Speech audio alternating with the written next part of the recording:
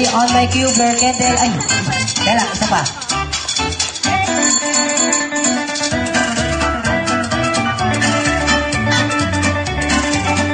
Okay, 1, 2, 3, blow your candle.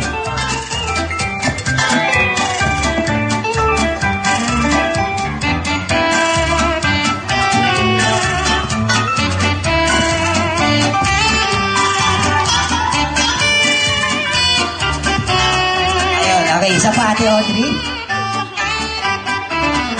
Happy birthday to you. Okay, 1, 2, 3, blow!